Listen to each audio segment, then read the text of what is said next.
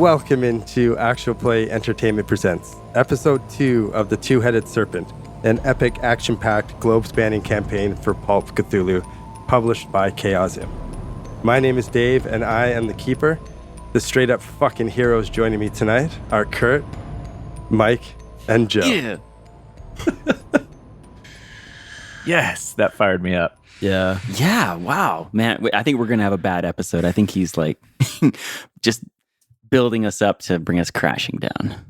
I do always say the nicer I am, the worse it's going to go. I really needed that little bit of encouragement because I'm not feeling too good about Maynard right now with his 2 hit points. I was promised a long campaign, and I'm not sure if I'm going to make it to sunrise. Kurt himself will be playing a long campaign. I think you'll be fine. Just trying not to get too attached to Maynard Clayton, I suppose. Yeah. You know, the key to the game seems to be to avoid headshots from sniper rifles. It's one of the keys. That doctor seemed like a smart chap. You think he'd know that? I know. The key is to just not invest so much time into your character. Yeah, but it's so hard, right? I mean, you spend so much time trying to like build this character and backstory, and Dave's all like, give me bonds and give me knives and give me all of this. And meanwhile, one first episode headshot. He's doing fine. 2 hit points. Thanks for coming out. He's going to die. I'm sorry, I am choking. That went down the wrong tube, and I'm dying over here. My God. Yeah. No, I'm all right. I just can't really talk. So how about we just get right into it and do the recap? Okay, cool. This sounds like the perfect time for a great time for the recap. Yeah. Who's got this? You guys are in for a treat because I have written the most succinct recap of all time. Okay, are you ready? He screwed up the word succinct. No, I didn't. Succinct. Succinct? Why would it be succinct? I don't know, maybe I got it wrong. 2 C's. Succinct. A succinct recap. All right, it's not really succinct at all, but here we go. All right. It's the recap that I wanted to write, damn it. In character. Dun, dun, dun. Oh. From the Journal of Dr. Lucian Saunders. October 12th, 1933. Day 3 of the Caduceus expedition. Bringing medical supplies and staff to an aid camp in Paraguay's Gran Chaco was anything but ordinary. While I continued to revel in the climate and exotic vistas, and to dread my inevitable return to civilization, a dramatic incident on the trail has called into question the safety of the mission, and indeed, the security of our very sanity. I have continued to build a relationship with Mr. Maynard Clayton, who, despite his dramatic and somewhat pudged appearance, is not a shrinking violet, and have even begun to break the ice with a gangster who calls himself Christopher. I have tried to coach both men on the medical ills of tobacco use, but they have the same addiction we see in most of the Western world. A shame, really. I can practically see the small black spots forming in their lungs in front of my eyes. We had been on the trail for several hours when Dr. Ursini called us away from the main group and seemed ready to divulge some secret to us about the expedition when his head exploded from a sniper's rifle shot. Kapow! I could see immediately that there was no chance for medical intervention. Meanwhile, this Christopher character burst into action, pulled 2 guns, and leapt into battle against the Bolivian soldiers that suddenly appeared. I pulled my Mauser that Ingrid's father gave me, and even Mr. Clayton was armed. We performed well and mowed down 6 combatants, when suddenly Maynard was made a victim of the same sniper and suffered a massive head wound. Somehow the man stayed upright and continued to fight. It was then that the most marvelous thing happened. Just as I had hoped when I signed up for this venture, the dark heart of South America does indeed hold zoological specimens outside of the ken of the most current science. In the middle of the battle with the Bolivian soldiers, we were ambushed by a large seeming cross between a dog and an alligator. Nimble and long-legged, with a short snout but scaled and toothed as a reptile. It leapt upon me, and I was sadly forced to defend myself and put the beast down. Christopher went over the top, closed on the sniper, and made quick work of him. But the sniper's corpse revealed the most bone-chilling of secrets. His skin was pulled away, and underneath lay a reptilian humanoid wearing the most expert human mask. Now, I consider myself one of the world's foremost experts on the creatures of mystery that lie hidden in Earth's deep recesses, but never have I imagined that another civilized race on Earth, out of step with Mr. Darwin's work, could exist, and that such a creature would have this societal complexity to mask itself as human and take up arms against us. I feel the fabric of reality pull apart around me, the earth itself to tremble.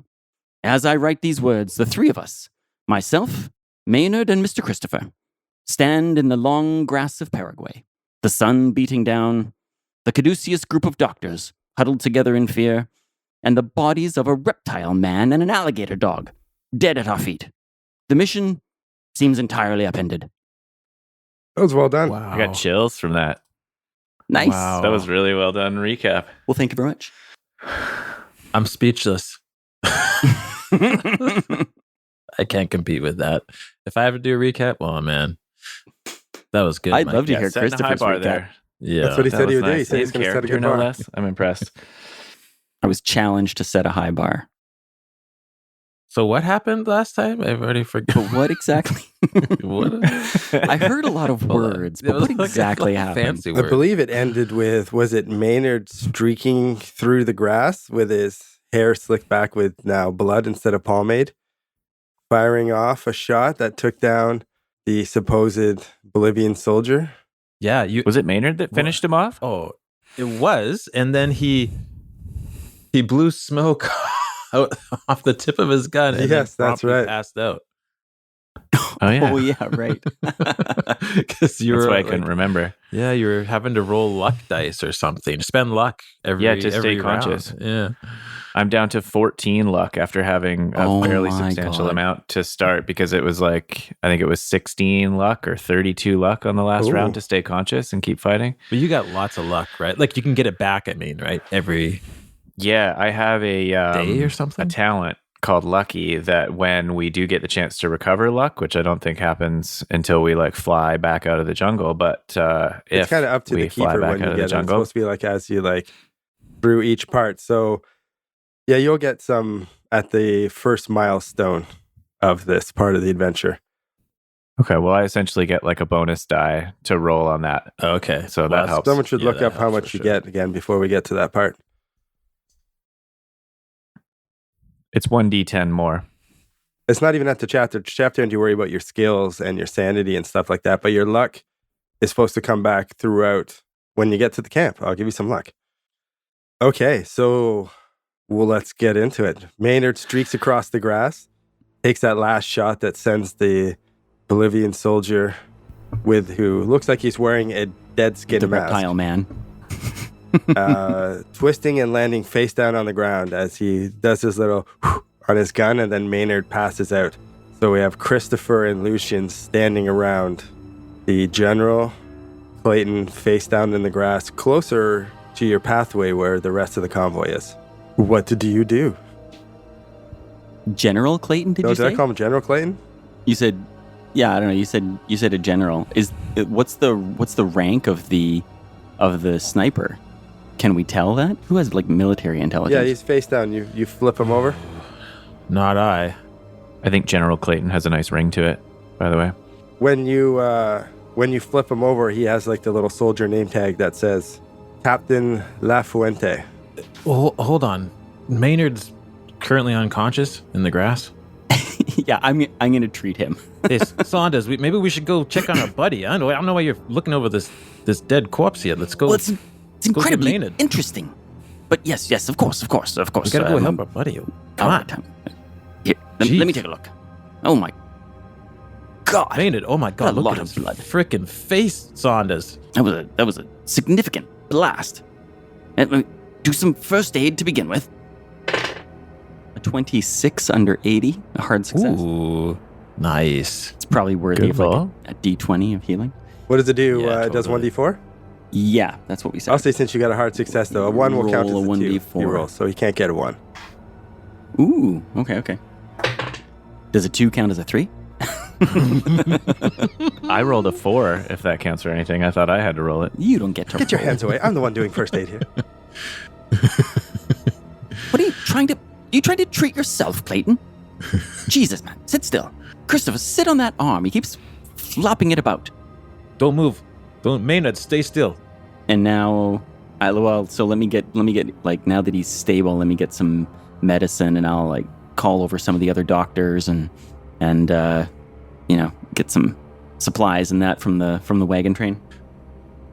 Maynard, what do you think your face looks like right now?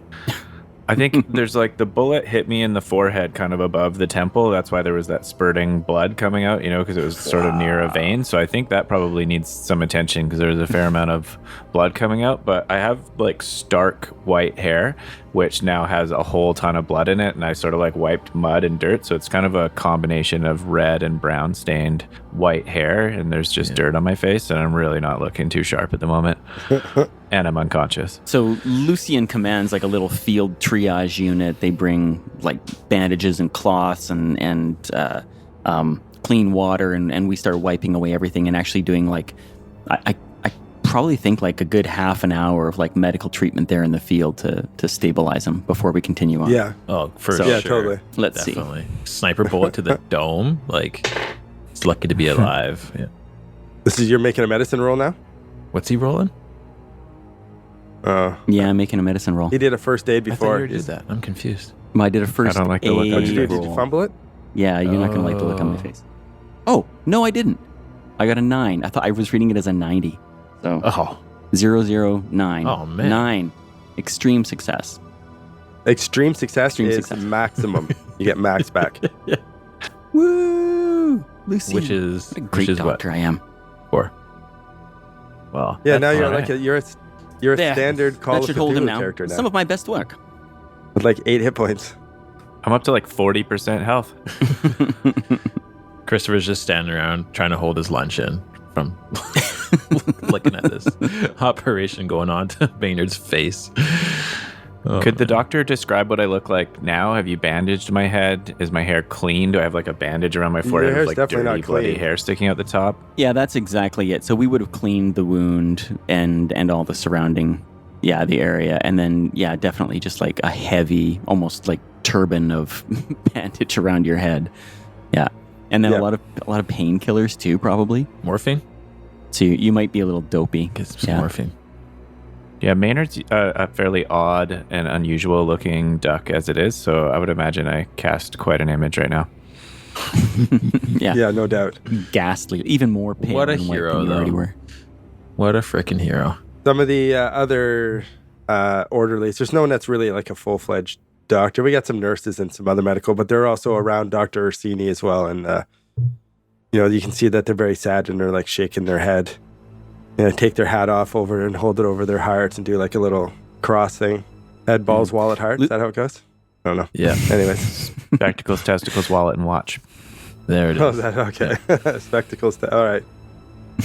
They're doing that. For all of our Catholic listeners. So Lucien's going to go back and instruct them to like build a litter, and of course we'll bring the doctor's body with us. Yeah, for sure. They're already getting it ready to sling it over a mule. Okay, and then I want to so Maynard's back awake again? Great question. One that we probably should know. You must Probably be. when I was stabilized, I might have woke up. Oh, yeah. For Yeah, sure. I'm saying, that's fine. Yeah, you got successful first aid. You got all that. Yeah, Would've so you're given a back on shot your feet. of 100%. adrenaline first, and then the morphine. Totally. Straight to the heart, Pulp Fiction style. Yeah. Totally. And we can build a litter or something to like carry you back to the camps. You shouldn't be walking that way. But I he's just want to like, he's a hero. I just want to get the two of you goddamn aside. hero.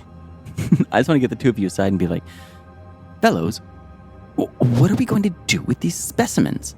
I mean, I've already, of course, taken copious pictures and photographs of both for my records, but do we leave them, bury them, bring them with us? What, I must say, it's tempting to bring them with us. you talking about the leopard thing over there? Is that what you're talking about, Saunders? Yeah, I don't know, the alligator leopard dog. I don't know. This is thing. a jungle animal of some sort, isn't it? What's so special about it? Well, it's a very unusual one. Well, it's very special indeed. It exists entirely outside of the encyclopedia of zoological knowledge. There is no creature like a leopard alligator dog. Well, I've only been to the I'm zoo excited to name it. in the Bronx. I don't know. I've never seen any. I haven't even left New York once. I don't know. That's not normal? What I'm looking at over there? No, that is most unusual. And I applaud you. Good for you, Christopher, for stepping out and seeing the world. It's a wonderful place. It'll broaden your horizons. Good man. Maynard, feeling awkward being talked to while lying in a stretcher, gets up out of the stretcher and walks over to the sniper and has a snoop around, kind of like pulling at his like face skin and stuff, the weird mask thing. I actually try to pull it off. Ooh, gnarly. Yeah, you can basically peel it back, and it is a lizard person Messed up. underneath. You peel the mask You off. skin him? You're skinning what looks like a human into a lizard? Is that what you're doing? I see what I've uncovered, and I ask the doctor to come and take some more pictures of the lizard person, and I start to examine the mask. Am I holding the skin of Captain La Fuente in my hand that was turned into a mask right now? Correct. Ooh. Wow, really? Gross. So it's not even made of like fabric or like fake skin or anything like that. It's like a real person skinned and then worn over. Yeah. Ugh. Jesus. Have I rolled sanity Ugh. for this? Ghastly I can't business. remember. Yeah, you guys rolled We did sanity for all that shit. stuff? All right. Yeah. Oh yeah, I've lost some. For sure. I'm just looking at my character sheet. Yeah, I've you've lost a fair bit. Yeah. What did you start with in sanity? 40 Have you lost more than 8? negative. But Okay. I'm close. Close. Yeah, you are. You got to be damn close. Yeah. 6? Is my guess accurate? Yes, sir. Okay. Interesting.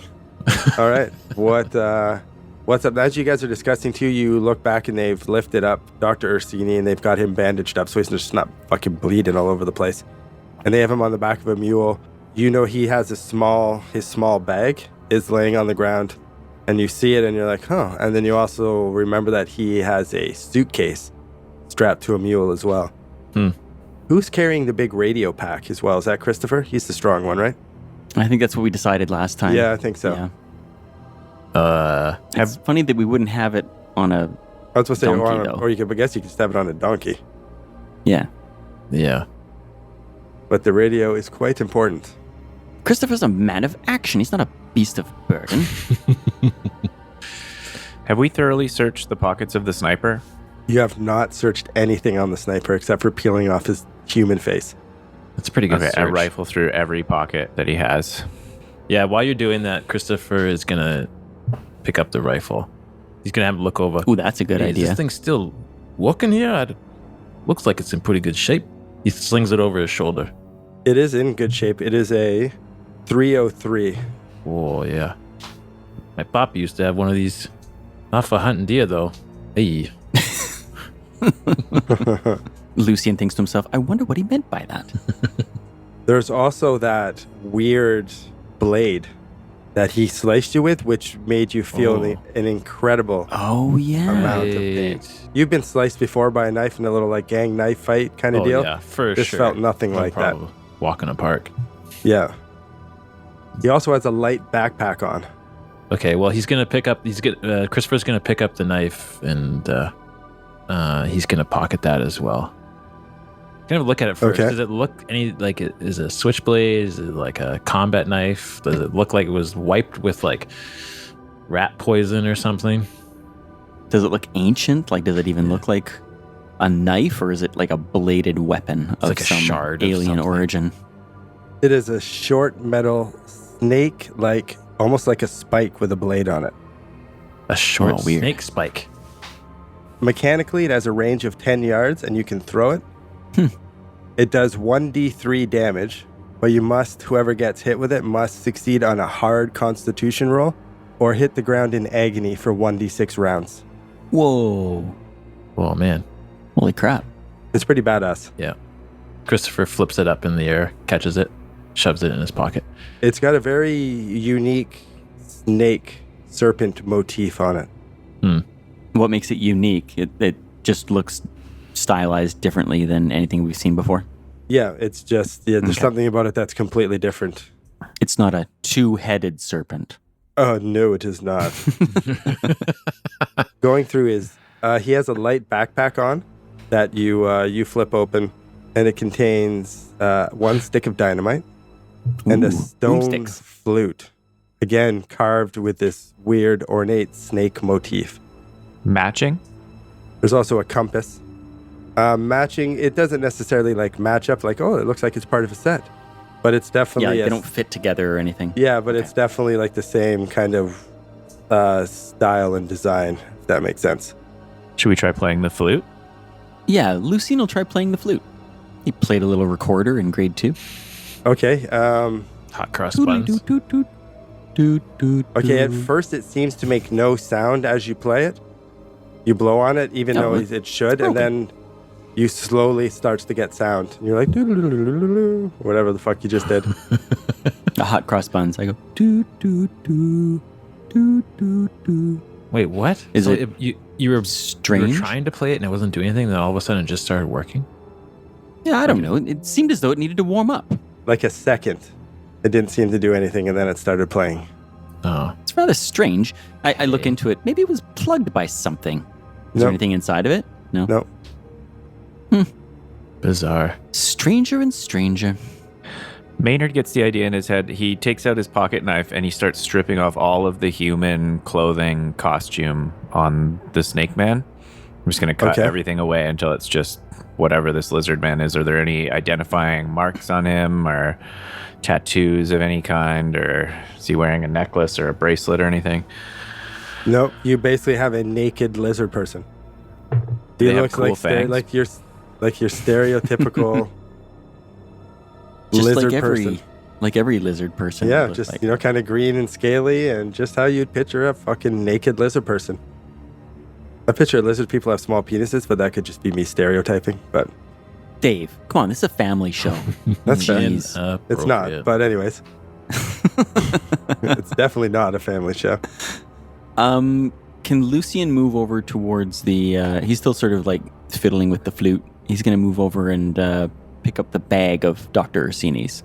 His bag. Not his briefcase, but his bag. There was also a map. I don't know if I said that about the... in the lizard dude's backpack. Let me share my screen. I think we also found a map from Dr. Orsini, didn't we? No, you haven't gone through his stuff, but you know that Dr. Orsini has a map. He showed you one right before he got his head toasted, and he tucked it in his little satchel bag. Maynard's going to take the butt of his knife and knock one of the lizard man's fangs out of his face and pocket it as a keepsake. Jesus Christ. Oh, very nice. Okay. First he skins the thing. You guys can see this little map on my screen? Yeah. Yes. It looks like an astrological chart. It's like... It does have weird symbols that you don't recognize. No one has any mythos or any skills like that, huh? Not occult, but straight up mythos. Lucien does have some mythos. Or, sorry, Lucien. That's not my character's name. Maynard does. My character. All right, make a roll for me. Okay. Oh, starting character with mythos. Come on. He's a weird occult dude. That's why he's so bizarre. I rolled a 70 over 20. Spend some luck, man. I've got bad news for you. It looks like you can see these symbols, and then it looks like like you say, it's been a diagram divided. And then these other spots, the symbols look like they've been scratched off. Not scratched off, sorry, like marked off. That makes more sense. Crossed out. Yeah. Huh. Interesting. Now, when you think of back, I will share my screen again. It's funny that's even called a map, because there's not much about it that looked like a map at all. Like, no. There was like a circle segmented into pie shapes. Oh, that's why it's called a map. Now, this is Dr. Orsini's map. And one thing, when you look at the one from the lizard person and then you look at this one, this river right here with the ford is on both of them. The center of the diagram on the lizard person map is the center of the site, that's marked site of battle. All the parts that were marked off are all around here. Okay. Yeah. Yeah, so this map is called Bolivian Forest Region. It shows us where north is. It's got exactly the same river shape as the other map. Huh. A river runs through it. Do we know anything about a battle from our briefing at all? We didn't really get briefed, did we? I think he was about to brief us when his head got blown off. Right. So those two maps kind of line up. You could like superimpose them. If you held both of them up to the sun, you could just like, they would line up almost perfectly. Yeah, 100%. Good thinking, Christopher. Hey. Also, when you go through Dr. Ursini's bag, you see 2 letters. The first one you pull out is titled Caduceus Mission Briefing. It has the date, and it says to Dr. Arturo Ursini. Oh, maybe you know what? Maybe, I was going to bring it up so you could read it, but actually, no, I'm just going to read it because I don't have it on the screen right now. But proceed to aid camp, C map.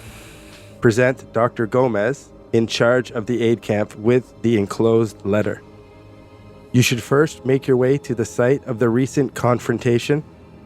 The site is approximately 2 miles west of the aid camp on the far side of the river. So looking at his map, it's where it said battle site, is what that part's talking about. Beware of possible level 3 threat in the vicinity. Our intelligence on the threat is regrettably limited. We believe the threat is a temple guardian of some kind. Your mission is to enter the temple and retrieve the mummy for immediate return to Caduceus headquarters in New York. Any accompanying artifacts should likewise be recovered and brought home. Your team of specialists is very able but new to the job. As always, we find it best to initiate and test newcomers in the field. Brief them as and when you see fit. We will expect a report on the individual team members on your return. You have proven over and over again that you can keep your head when those around you are losing theirs. Funny, huh? Jeez. No, we can't. No, we can't. have every confidence in your abilities. Regards, Shapiro. I'm sorry, did that Shapiro. document say mummies? Singular, mummy. One mummy. One mummy. And alive? It doesn't say anything about dead or alive, that it's going to be alive. It just says that you need to get the mummy back to New York. Here we are in Bolivia. The other letter that you feel is the enclosed letter that mentions is also dated, and it says, Dear Dr. Gomez, we hope that all is well at the camp. This letter should be handed to you by Dr. Arturo Ursini, a trusted member of our organization. I should point it out, both of these letters are on Caduceus letterhead. Okay. He and his team have important work to conduct in the vicinity of your camp. Please extend to him and his team your support and hospitality. I trust the additional staff and supplies that he brings will prove useful. Yours sincerely, Shapiro. Okay, first question. Who's Okay. Shapiro? Is that a name any of us have heard before? Did we get letters from a Shapiro at Caduceus? Yes, he is more or less like your handler. He is the dude from Caduceus. You've talked to him.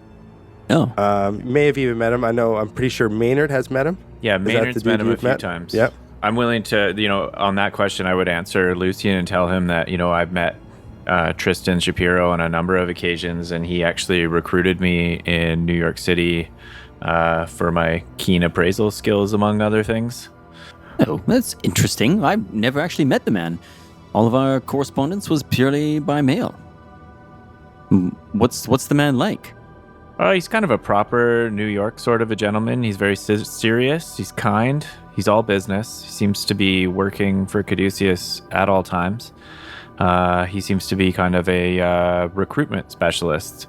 He seems to be recruiting people that are up on the higher up floors in the Caduceus building and not so focused on what goes on in the lower levels. Well, and since he took you into his confidence, then does it follow that you know more than maybe young Christopher and myself do about this expedition and finding a mummy? I mean, is that what we're supposed to be doing?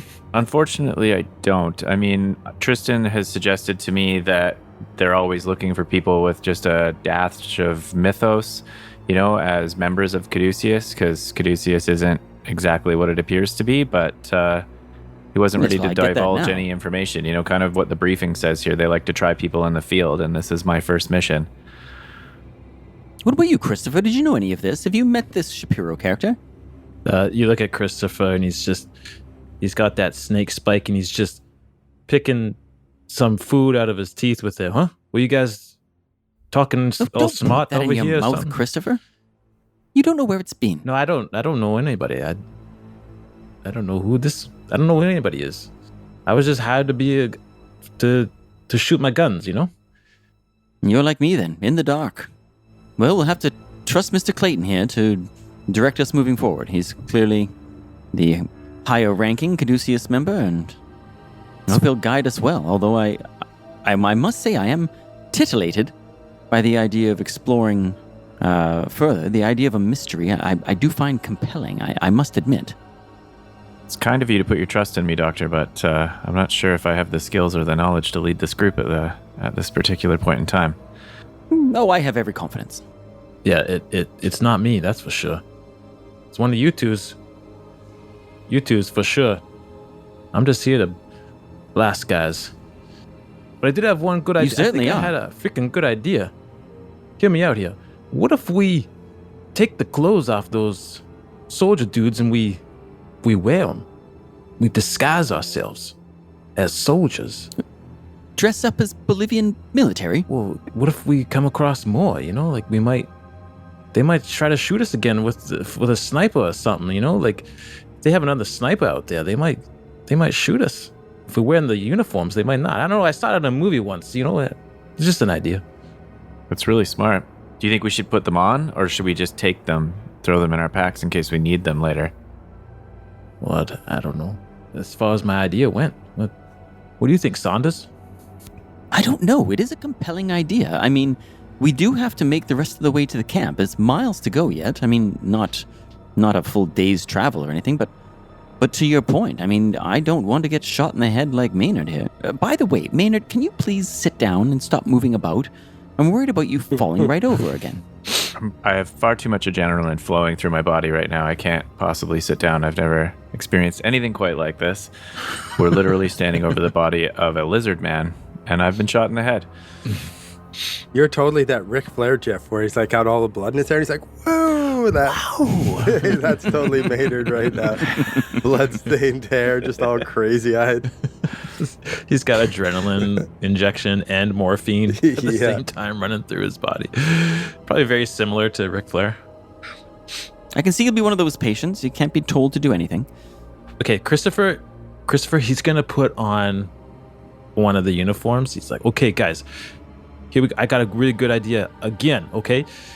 I'll wear the uniform and then I'll just walk behind you with the rifle. And if anybody comes up to it, I'll just say you're my prisoners, you know? It'll look like, you know, I've caught you guys or something. It's a good idea. How's your Spanish? Not good. I don't think he needs to speak Spanish. It's just in case someone tries to shoot us from... Never mind. I think it's a good idea. We should do it. It'll get us through the jungle.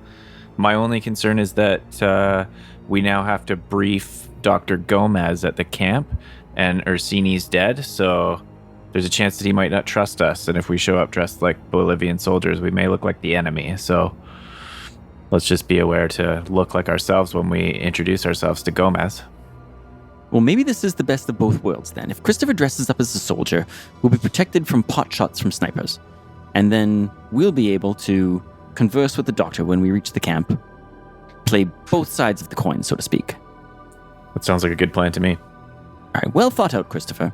Now, is there one of these that fits you? You're quite a stocky, well-built sort of a gent, aren't you? He's not that big, actually. Make a luck roll. Let's see. A luck roll? All right. Yeah, why not, huh?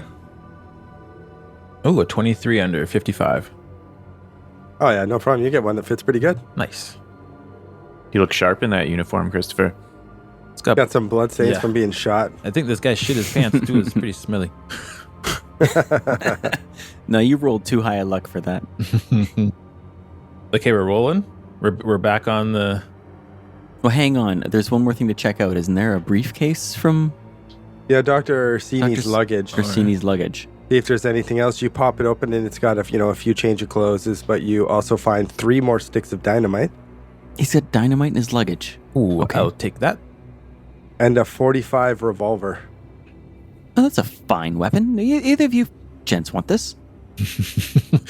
Christopher's got two guns. He has 2 handguns, a rifle, A new snake spike there we go. knife. And We're playing pulp, four baby. sticks of dynamite. I think he's gonna pass that one up to anybody else that might need it. Maynard, for you then? Yes. There's also vials of anti-venom. Ooh, that comes in handy in the jungle. There are 6 vials of anti-venom. Maybe the doctor should hold on to that. Oh, I'll take those. Yes, absolutely. That's curious, don't you think? Colt 45, is that what this is? It's yours to have, Maynard, if you'll have it. I'm rather attached to my Mauser. After this last scene, I'll take all the firepower I can get my hands on. Yeah, actually, I don't know if I've unjammed my guns yet. I would have had time to do No, that. I don't believe you have. Are both your guns jammed? They both jammed. Yeah, they both jammed right at the end of the last episode. That's right. That's why you ended up in a fist fight. Yeah. Fist fight with Yeah, a lizard actually- person with a strange, weird alien knife. Things were going to go south Okay, there before well, Maynard. on the travel ahead, he's gonna spend a moment to clean his guns and unjam them. For sure. And then when he's done that, he's gonna sling the rifle over his shoulder and hold it. He's gonna kind of point it straight ahead. Right.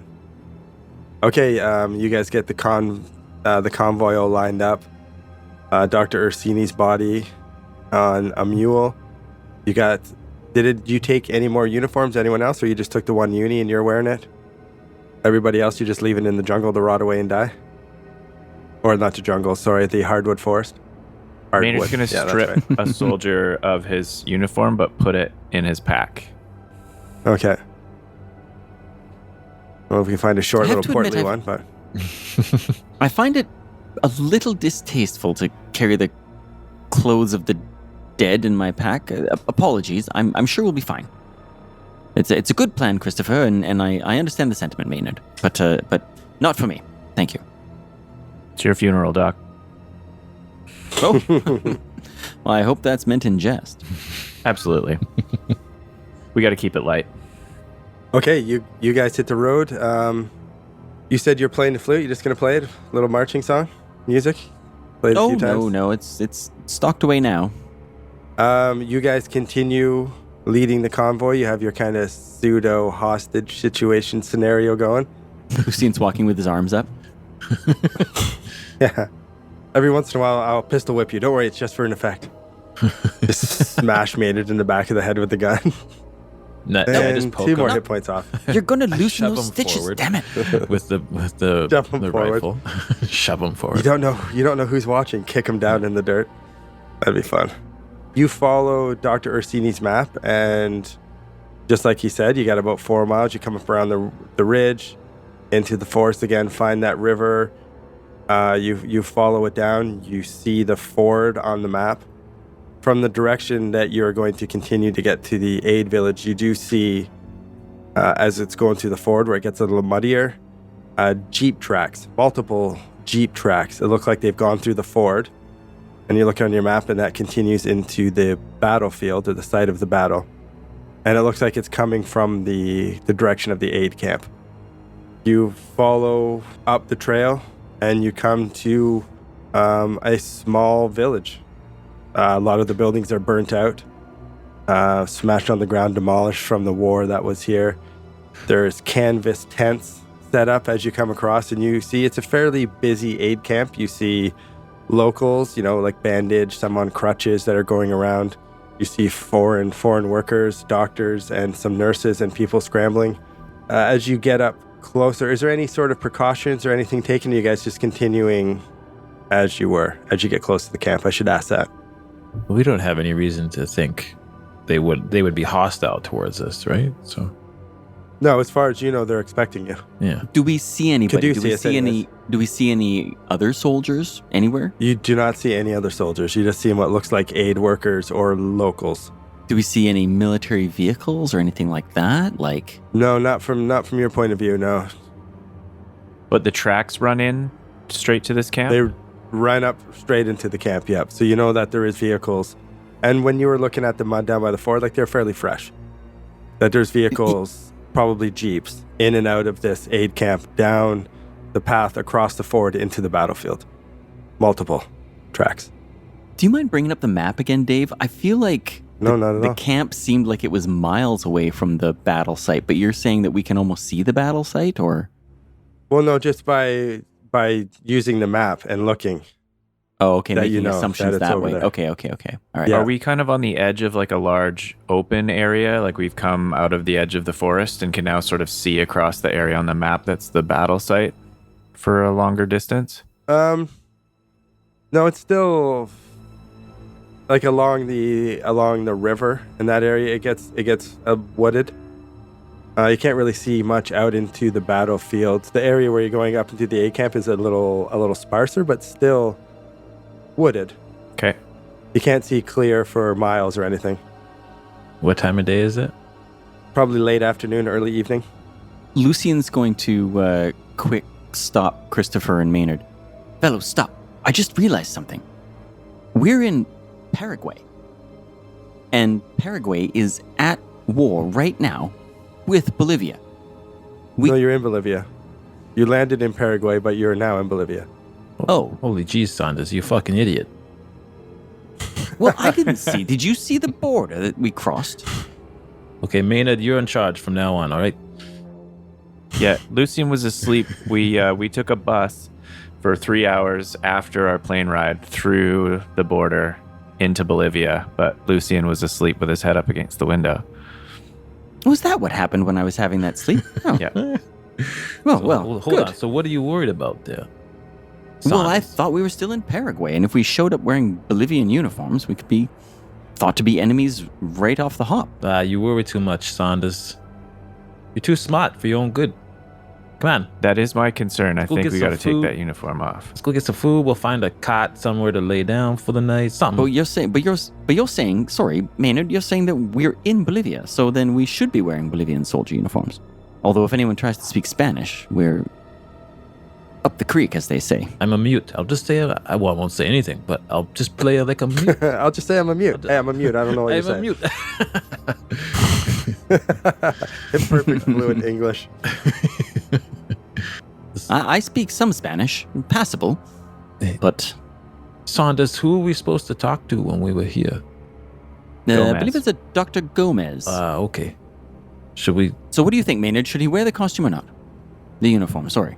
Well, my concern is that Gomez is going to think we're lying murderers because we're wearing the dead clothes of Bolivian soldiers who he may have seen before, or they're his enemy. I don't know. These guys just killed us. Maybe they're just going to start Yes. shooting at us because we look like the lizard people in Bolivian uniforms. It's a good point. He's Bolivian himself, so presumably. Okay, so you guys roll up. Anything different? Still, you need up? At least one of you? Maynard, what do you think? Make a decision. I can't tell. It's not up to me. I said my piece. Christopher? What, do you want me to take it off? Is that what we're saying? You know what? I don't want you to take it off. I don't know what to do. Well, then let's just go in. I don't know what... All right. Okay, you guys walk up into the little village, now where the aid camp is. As you walk up, you see some people. They obviously look over, and they see Christopher as the Bolivian soldier with the gun out, and a few people scatter off, and then a man, thin man with glasses, comes running over, and he starts frantically speaking in Spanish, looking at Christopher. What's he saying? Should I roll Spanish? No. What's your skill rating? You have 40. It's good. Okay, yeah. Make a roll, anyways. You'll be able to know, but I just want to know how clear we are here. 69. Do I get bonus points for Over that? 40. Bonus points for the magic number? Yeah. No. No? Oh. Yes. Shit. You make out if he's speaking really fast, so you're having a bit of a hard time following him, but he seems pretty like annoyed and pissed off. But he's basically being like, what are you doing? What are you doing with these people? What are you doing? What are you doing with these people? Basta, calma, calma. He's trying his best in Spanish to say, slow down. And then he tries to introduce us as well as he can in Spanish, Lucian will. I can barely pull off this British accent. I'm not going to be able to do a Spanish-British accent. Yeah, no, that's fair. Maynard elbows Lucian and says, "Give him the letters." Oh, yes, of course. Again, I sort of can't speak in character when it's supposed to be Spanish, too. Yeah, so we'll hand him the letters and try and explain who we are and that we lost Dr. Ursini on the way and sort of point back to the litter where his Are body you going to is. speak in Spanish or in English? I'm going to try in Spanish. Do you want me to give a roll and see how well I do? Yeah, okay, for sure. 44. I'll use luck to make that a success. What are you going to say to him exactly? Well, so yeah, if I'm using my luck to make this work, this is like our introduction of ourselves, that we're here from Caduceus. Here are the letters. That's Dr. Ursini. He was shot on the way here. He's dead. We've brought his body. We have everything. And here are the letters again. What else could I try and get away with saying? Guys, what else should I try and say? He follows what you're saying. He says in English. Is English better? Oh, my heavens, yes. Thank you. He looks puzzled. He looks at Christopher, and he looks at Dr. Ursini, and he, what exactly happened? This is Dr. Ursini, who you mentioned Caduceus, I assume, in your introduction? Yes, absolutely. Yeah, okay. So yeah, he's, and that is Dr. Ursini. He is the team lead. What happened to him? My God, that is terrible. And he goes over and he inspects, and he's like, oh, he's very dead. Yes, that's what I thought too. Says, he got a bullet in his face. He's startled by your New York accent coming from the Bolivian soldier. Yes, sorry. This is I must admit, this is a bit of deception on our part. We were attacked by Bolivian soldiers, and so Christopher. His eyes widen as soon as you say that, and he looks back across the aid camp, and you see at the far side of the aid camp some more buildings, and you see two Bolivian soldiers. One's just having a cigarette, and the other one's up talking to him, and then one walks away, and the other one's just kind of standing there having a smoke, looking out into the aid camp. Oh shit! He says quickly, "Come with me," and yes, come with me. And he tries to lead the three of you away, and he tries to kind of hide Christopher and block him. And you see, as you guys are walking, he's leading you to a tent away from the Bolivian soldiers that are stationed there. And as you're walking through, you notice, Christopher especially notices, people are kind of like, oh, and they're staying out of his way. And they see him and they scatter away. He's like, quick in here. Please, take that off. Yeah. Goes to whisk you into a tent. Christopher's going to take all the uniform off. Well, those guys are hostile to us? Like, those guys are, what are they doing here? They're bad guys. He's saying this as he's like pulling off the uniform. I don't really understand all of the other. Were you aware that there was a battle in this area across the other side of the river there? We're here to set up an aid camp to help the locals and everything, and all the soldiers of everyone has left except this small group. I think there's about 20 of them. They ended up coming back for whatever reason and set up in our aid camp. One of the first things they did was they destroyed the radio. They abuse the staff. They treat us like complete shit, and it's weird. They all act weird. I don't know other way to describe it. They seem just blindly following orders and lost. They seem confused, and there's a few that we don't see as much. I know they're the leading soldiers, but there's it's very odd. And now you say that they ambushed you? Is that what you said? They ambushed you? That's right. They ambushed us in the woods back there a couple hours back along the trail before we met up with the river.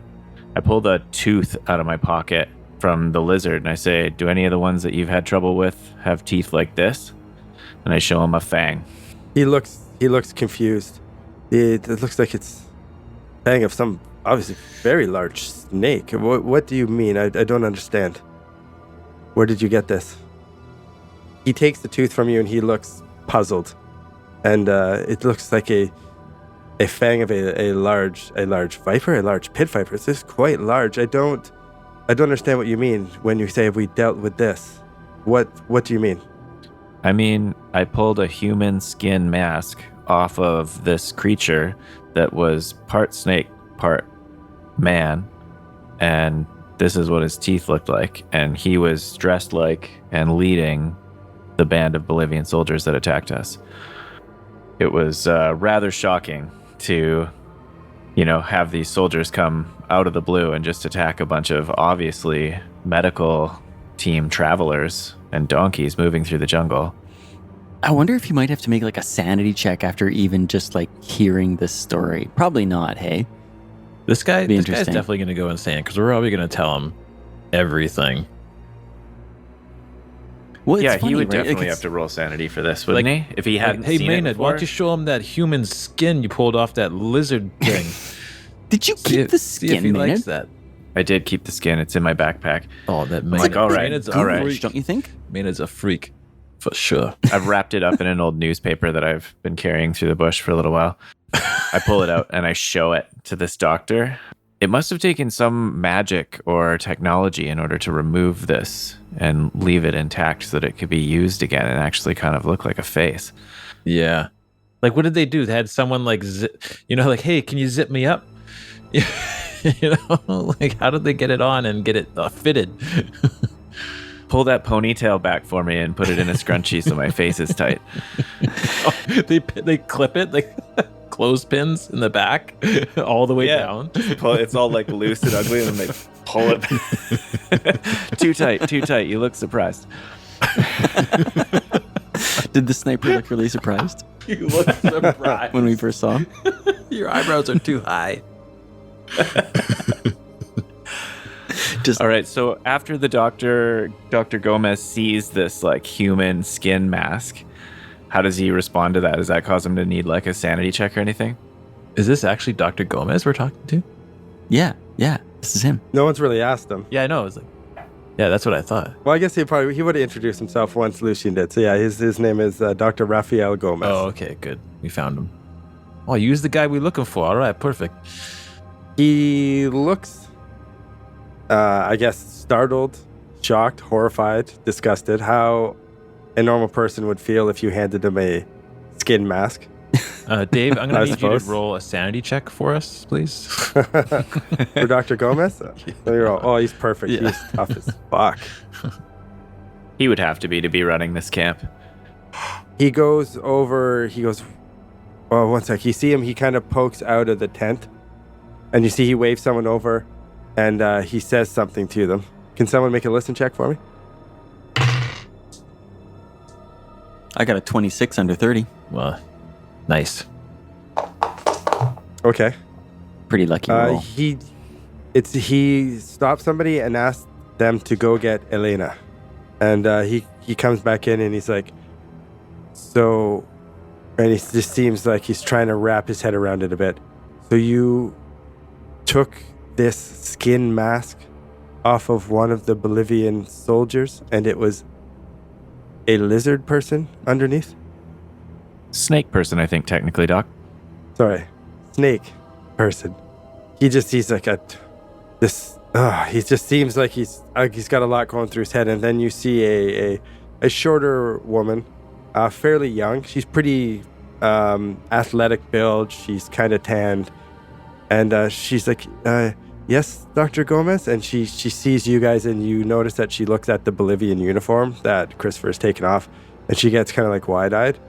And then you see she just starts staring at you guys, and like she's examining you. Dr. Gomez kind of stumbles on some words again, and he's like, Miss, this is Elena Berea. Elena, could you tell these gentlemen what you told me you saw a couple nights ago? And she kind of gets all like horrified, and her eyes widened, and she's like, why would I say? No one believes me. And you see she's almost offended and like kind of angry. And he looks at you guys and he looks back at her, and he says that they say they've seen the same thing. And her eyes like and her eyes widen, and she turns to you guys, and she's like, so it's the Serpent Man, you've seen him. It's true then. It's true. And she starts to get like all agitated and like, and the doctor like goes to put his hand on her shoulder, and she's like, no, get away, and pushes his hand away. And she seems like she's not handling it very well. And she told you, I seen it. No one believed me. And she turns and starts saying the same thing to you guys. She's almost a little frantic. I saw him. He was wearing a mask of another man. And he's trying to calm her down, and she's tripping balls right now. We saw the exact same thing. I'm sorry, ma'am, if this is too gross, but I reach back into my backpack and I pull the skin out, and I say, we found one too. Would you stop waving that skin around, man? I put it back in the backpack. Scared, man. Grizzly. Read the room. She takes a step back and like stumbles over a chair and knocks down some medical equipment. Dr. Gomez tries to help her up, and she's like just kicking at him, and she starts yelling and screaming. I'm so sorry. I didn't mean to scare you. I was just trying to show you that you can trust us. It's a snake mask, or a skin mask. A snake mask. I don't know anything. And she's freaking out to the point where Dr. Gomez goes outside and he yells for some people. And some people come in and they're like trying to help restrain her. And she's just in full-fledged panic now. Oh, no. Whoopsies. Maynard, you fool. It wasn't the effect we wanted, but it's interesting that someone else has seen this as well. So, Christopher is going to go up to her and try to like give her some water out of his water bottle or his, water skin or something. And here, have some water. You might calm you down. Sorry about Maynard. He's a fuck sometimes. Can you finish taking off? Look, can you finish taking off that uniform before you terrify her further? He took it off. It's off. Easy there, dead skin boy. Just waving the mask around. Come on, man. Watch what you're wearing. Oh, but he has. Does anyone else want to see my skin mask? She's stripped. She doesn't take any water from you, and as you come close, she just starts to like stare at you. She reaches out to touch you. I don't know if you let her or not. Well, she's not one of us. She's just. The Christopher. She starts to just like pulling at your face. No, I'm real. Like I'm she's, real. I'm like from she's America. freaking out. I'm from America, right? Christopher, okay. let her. She's He trying to is. see if you're a real human. He Yes. is. Good. Excellent. She just does a couple pulls and she starts scrambling back. And you notice she starts to get calm and you look over and like the doctor's got like a needle in her arm. He's giving her like a sedative to try to calm her down. Like, I don't know what more she can tell you right now. Oh, boy, she sure lost her fucking shit when you whipped out that dead skin mask. Yeah, perhaps that was a bit hasty. That's my bad. They help her and they take her out and she's the doctor he goes over to a little cabinet and uncorks a nice little glass decanter and he's like, and he offers you guys a drink. Yes, of course. Thank you. It's one of the only things I ended up packing into this godforsaken place. An actual drink around here. Poor Elena. We noticed she was acting strange and we spoke to her and she talked about the soldiers and we know no one trusts the soldiers. They treat us like dirt. They're terrible for the camp. But when someone talks about seeing a lizard person put on a man's face, you just think that she spent too much time in the heat. He just sits there and he takes his drink and you look at him and he's usually a pretty composed man and you notice he's like clutching he wears like a big like crucifix and he's clutching it a lot and it just seems like he's at a loss for words. No kidding. My brain is broken. I don't know what the fuck is going on. He's at his wit's end. Probably has no idea what to do. He asks, "What are you guys going to do now?" And I'm terribly sorry. I know this is all crazy. I do appreciate the supplies. It will help the people. But this is a lot.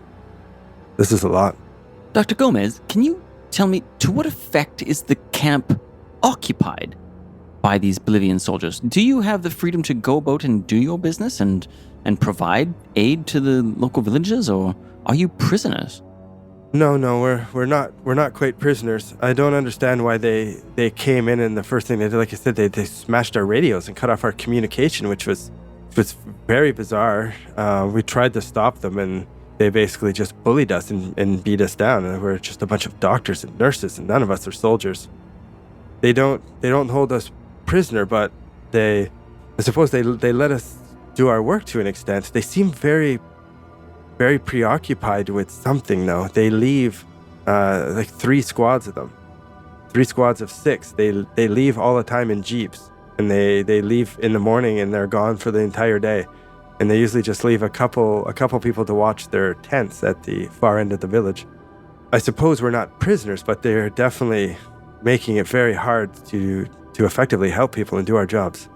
Can you hide us in the camp? Is there a way for the Bolivian soldiers to not know the 3 of us are here? Yeah, I could hide you for sure. I could get you some clothes, with like some doctors or some orderlies, like just some scrubs, something to help blend in. I can definitely do that. I can help you as much as I can. If they find something out or for whatever reason, like I can't imagine why they would be in ambush and be in waiting for you like that. But if things do turn violent, we will be no help. No, I understand entirely, but I believe that my colleague Christopher here will be able to take care of such a event, might it take place. Gents, I've just had another thought. The radio we brought, If the Oblivion soldiers find it, they'll destroy it immediately. We must secure it somehow. In the camp, Dr. Gomez, or outside of the camp? What do you think? Oh, I do believe you're right. If any word of another radio for whatever reason, like they were very hasty to come destroy ours, I'm sure they would do the same to yours. I'm sure we could hide it in the camp. You'll probably need to get high up. Right, you can stash it in the camp, and then if you need to use it, it should be fairly easy to leave the camp unseen. They seem to stay at their one end while they're all out doing whatever they do. If you stay away from the main road, they use jeeps mostly. I think we could hide it in here and get you out if you need to use it. Do you need us to call help for you? Should we call Caduceus and let them know that your radios have been destroyed? If they can arrange for us to have a radio, then yeah, I suppose we would have to hide it and, keep it out of sight. But it's definitely, I don't know how you'd get one, but yes, we would gladly take a radio. Right now, we are doing all we can do. The supplies you bring will help many people around the camp. The locals, especially, very hard for them in this times of war. I noticed that Dr. Orsini was carrying anti-venom, quite a lot of it, and many different kinds. Is that standard practice? Oh, 100%. There are all sorts of poisonous snakes and spiders and all sorts of nasty critters out here in the forest regions. So no, that I would say that's fairly common for sure. Okay. Can you tell us anything about your work for Caduceus right here in this region specifically? Is there anything strange? No, the strange thing, I suppose. Well, you mean besides our nurses seeing lizard people put on skin masks? Then he kind of laughs and takes a slam of his drink and pours another one. I suppose that is strange. But no, up. Like I said, we came in as standard procedure to help the locals and set up a camp. All the soldiers had cleared out, and then these, for lack of a better term, assholes, came back for no reason, and something bizarre. Well, I don't have to tell you. He slams his drink again and pours another one. Do you have any idea what kind of patrols the soldiers are on in and out of the camp? Will there be more soldiers coming and going throughout the day and night? Nightfall. As soon as it starts, they usually return right before dusk. They're out during the daylight, with the exception of leaving a couple people. I assume to just watch their tents. None of us really go anywhere near it. We're not stupid enough to find out what they would do to us if we went over in their little area or snooped around. How many are a couple? 2. They leave 2 behind. There's 3 squads of 6 that usually leave. Christopher, you're a man of action. Like myself. What do you say about hiding out, and when the patrols leave this next day, we take out those 2 soldiers with the minimal amount of violence and see what's in those barracks? There could be critical information there. Christopher pulls out that snake spike that he pulled off that lizard corpse dude. He's flips it in the air. I think that's a really good idea, Saunders. I think we'll have some fun with this one. He's game for it, for sure. What say you, Maynard? Maynard's looking far less brave than he did on the battlefield several hours ago. And the idea of attacking Bolivian soldiers in this camp has got him a little bit shook right now. And he just is kind of blankly staring at you guys while you talk about this. Well, there's only 2, and we would have the jump on. It'd be frightfully exciting. Well, we would. Could we stay in camp, though? We'd have to... When you say, can we stay in the camp, he nods. Yeah, of course, 100%. Your friend needs medical attention. No. What I'm asking is, we kill 2 guards. Then they come back and there's 2 guards killed after they do their patrol. Oh, my apologies. And he just says, shut up now. And he has another drink. Killed, and then now we're putting the people here in camp at risk of their wrath after killing their 2 guards. Yeah, we basically have to stay and kill every guard that shows up through the gates until we're sure they're all dead, or this camp's going to get wiped out. My God, the two of you are bloodthirsty. Listen, I'm just simply talking about knocking their heads a bit and then dragging them off into the bushes. You want to just knock them unconscious like we're some kind of ninjas or something? I'm sorry, what's a ninja? Read a book, Doc. Okay, so Lucian's plan is just to take out 2 guards. That's what we're doing. You just want to... Well, it seems like the camp is like the barracks there are undefended during the day. And it's like, I know that we're probably supposed to, I don't mean to get metagamey, but like, I know we're probably supposed to go and check out the like site of battle, but I'm curious about what's in these barracks, right? I mean, this is where the snake guy was. Maybe there's something in there. Like we could, if the other soldiers are out on patrol all day and we had those 2 like tied up in the woods somewhere, we'd have all day to go through their belongings and their and find out anything. Yeah, it's definitely a good move. It just feels a little bit murder hobo-y if we're going to be metagamey about it. And well, I'm not, maybe we should ones sneak off in the dead of night and stay alive instead. Yeah, it does sound like we need to go to the site of the battle, but we also have this letter saying like we need to find a mummy, right? Like, and I don't think it's in the camp. No, I don't think so either. Yeah, like it's out there somewhere. In fact, like these patrols going out every day, I wonder if they're like, are they searching for the same thing we are? Like, is that what that map is that Snake Guy had? Yeah, because it's a map, right? So it's you know how like there were those sections that were like. Can you guys see my screen I shared? Yeah, yeah. So some of the pie sections are scribbled out, right? So is that them like checking those? Checking those areas? It's like their version. Yeah, right of in like the center. map. That's on your map. This is called the site of battle. Over here is the aid camp. Mm-hmm. Yeah, or maybe it's up here, I guess. So we can assume that the other soldiers in this camp are either under the influence of those lizard people, right? Like they're probably one and the same. So like we could assume that like this map is something that they're aware of, and you're right, they could be doing the same thing. They're probably searching the area. So then if that's the case, maybe we need to rush, I don't know, out into the woods and find it before they do. Like, is it a race against the clock, or are we better off, sneaking into those tents and trying to find some information? I don't know.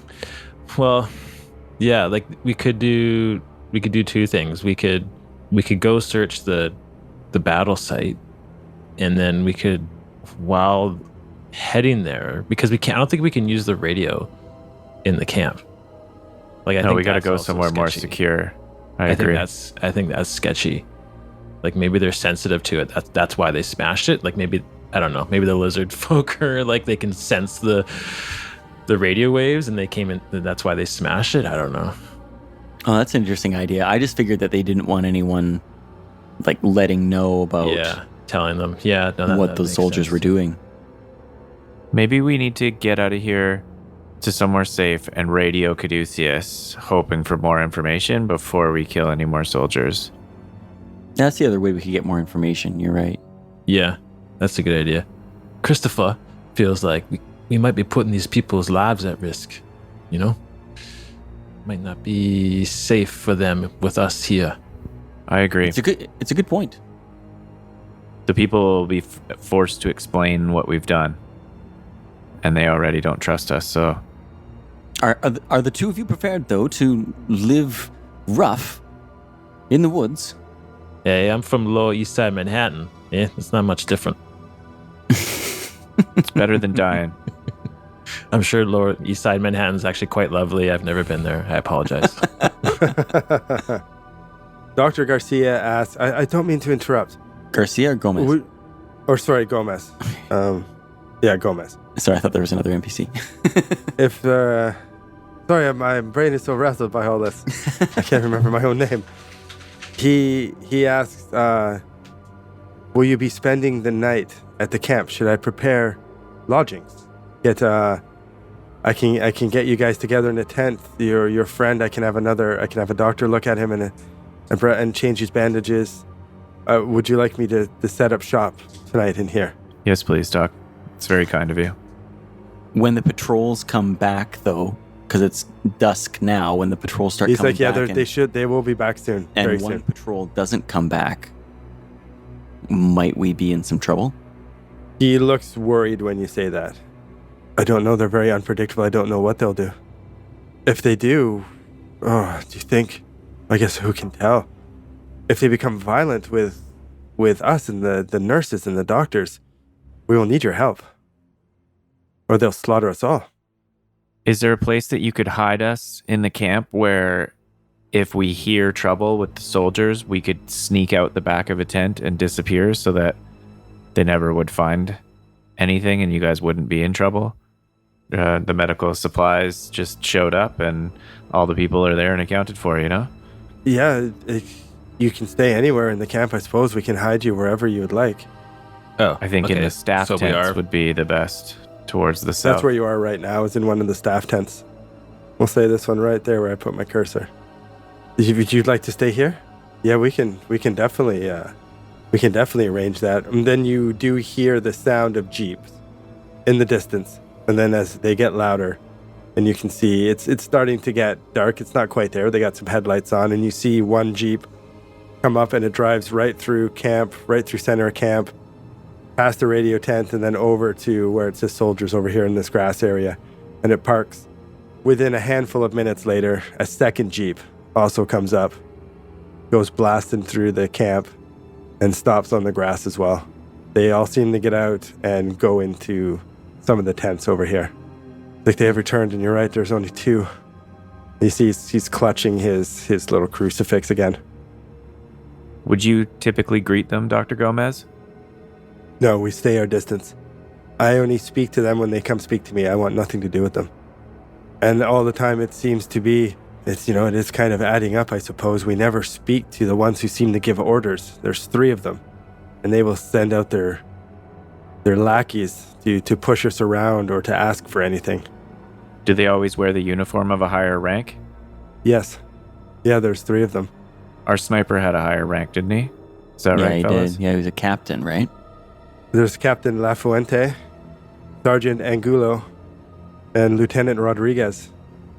No, so we took out the highest ranking soldier, which might not mean much because they're just wearing skin suits, but... Yeah, that's true. Yeah, Captain Lafuentes is dead, Dr. Gomez. I don't know how they will react to this, and he seems worried. If you don't mind, I need to go speak to some other people. Okay, keep things cool, act normal, and keep Elena away from the soldiers right now if you can, until she calms down. Or did she pass out from the drugs? I forgot about that. Yeah, more or less. They took her barely conscious body. She'll be resting. She'll be good until the morning, and I don't know. Hopefully she'll have calmed down by then. But perhaps we could not, I don't know how you say it, not wave masks of human flesh or skin in front of her. I will not do that again. Let's keep that to a minimum. Excellent advice. It's a great idea. If there's any trouble, make some noise or yell, and we'll take yelling as a sign that we need to slip away quietly. Okay, what do you... He leaves. He slams another drink and pours himself one for the road, then hesitates and shakes his head no and puts it down and then hurries out of the tent, clutching his crucifix, does the little spectacles, testicles nonsense, and takes off. Maynard grabs the bottle after he leaves the room and drinks straight from it and slams it back down again. Fellows, are we endangering the people by staying here tonight? I want to sleep in a bed as much as the next man, believe me. But I am worried. I think we should leave now. Because the patrols are coming in, right? That's right, patrols, they've come in. Yeah, so that if we leave now, they're not going to be out there looking for us. The chances of them finding us while we're heading towards the battle site, if that's where we're going, they wouldn't find us. It's not a bad right. idea.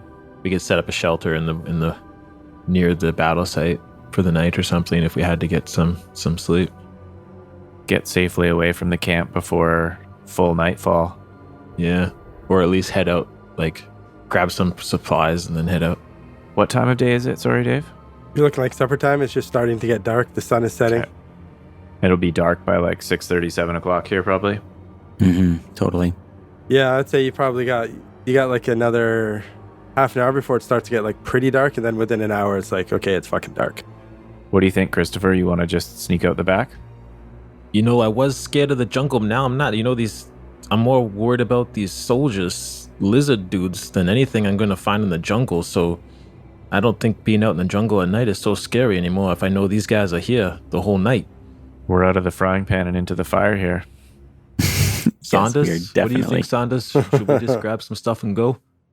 I'm not afraid to spend the night outdoors, I'll tell you that. I've done it once or twice in my life. Not afraid to do it again. Okay, so let's do that. Let's just grab whatever supplies we can. We'll grab the radio. I don't know. Christopher can hump that on his back. Yeah, like the next hour or something, head out once we've grabbed everything. And once the sun's gone down, we can sneak out. Because these guys don't patrol at night, right? Correct? They stay in the village at night. Yeah. Is Gomez left, right, to talk to some people? Is anyone nervous about him going to talk to some people? Like, No. I didn't get to do a psychology check on him or anything. Can I do like an after effect psychology check on him to see if I thought he was telling the I'm truth? all right with that. You guys are recalling the conversation and discussing it. Hard success, 24 under 50. He seems legit. Okay. He seems like a doctor trying to run an aid camp. He's stressed out by these asshole soldiers, and now there's these fucking lizard man rumors and shit's going down. He's clutching very strongly to his faith in the Lord above, and is definitely, he's fucking stressed out. And you believe he has all the good intentions. You don't think he's running off to do anything conniving or anything like that. He's probably going to talk to other doctors and check in on Elena and all that kind of jazz. All right, so you guys start packing up some stuff and get ready to motor. Are you letting anyone know, or are you just like, peace out? We could tell Gomez, I think, right? We could. Yeah, because he might be worried about us just leaving too, right? I mean, I trust him.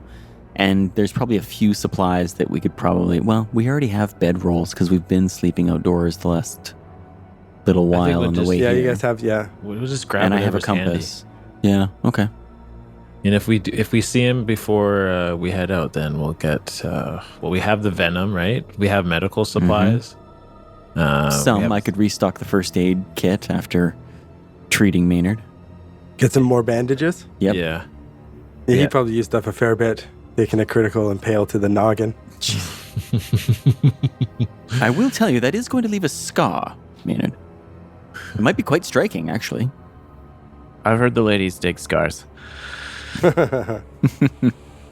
Okay, you guys, anything else you want to do? You don't, Dr. Gomez doesn't come back. If you want to go actively look for him, you can, but you guys like get ready and wait a little bit and he doesn't come back. You figure he's busy with the camp. I don't want to wait more than 15 minutes for him. What do you guys think? I agree. I don't think we need to tell him. It might even only endanger him just to make contact right now, or That's a good point. he might screw it up. Like, why don't we just slip away? Yeah, that makes sense. Okay. We could write adios on a napkin and just leave it behind. He'd know what that meant.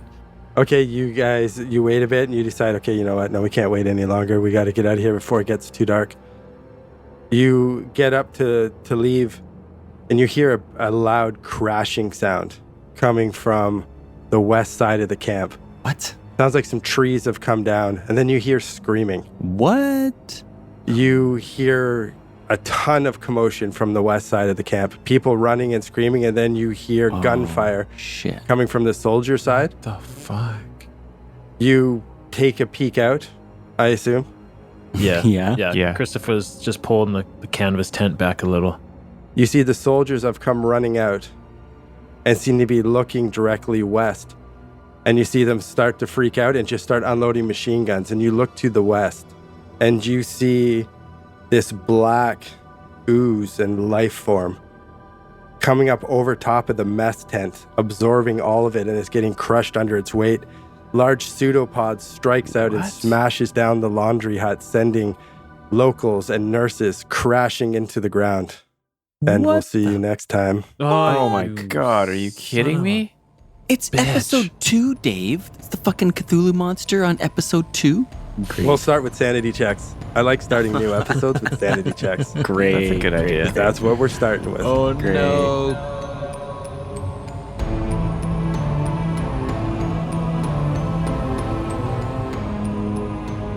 Thank you for listening to another episode from Actual Play Entertainment. Please rate us, review us, and subscribe. If you liked what you just heard, give us 5 stars and tell your friends. If you didn't like it, then tell your enemies. You'll show them. And for more information and content, visit actualplayentertainment.com.